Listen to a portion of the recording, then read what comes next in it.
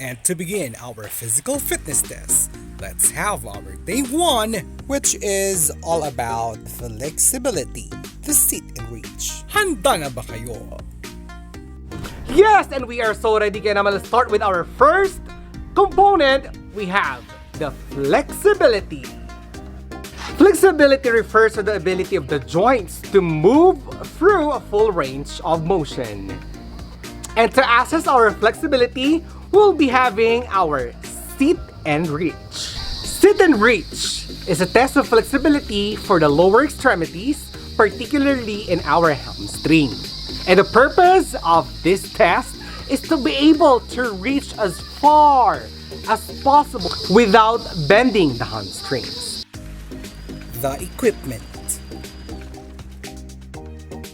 For the sit and reach, prepare our equipment. We have meter stick or tape measure. And here is our procedure.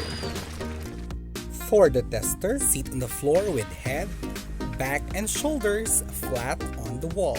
And make sure your feet are 12 inches apart. Now, interlock thumbs and position of the tip of the fingers on the floor without bending the elbows. And after the partner has positioned the 0 point of the meter stick at the top of the middle fingers, the tester starts the test by sliding the hands slowly forward without jerking, trying to reach the farthest distance possible without bending the knees. And for the partner, position the 0 point of the tape measure at the tip of the middle finger for the tester. Oops! See to it that the knees are not bent as the performer slides the farthest distance that he or she could.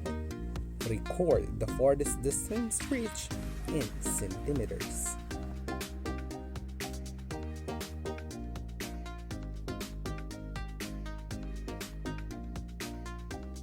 And for the scoring, let's study closely this table. For the column 1, we have the scores. 1 is the lowest and 5 is the highest score. The column 2 is all about the corresponding centimeters you got from the test. While the column 3 is our interpretation.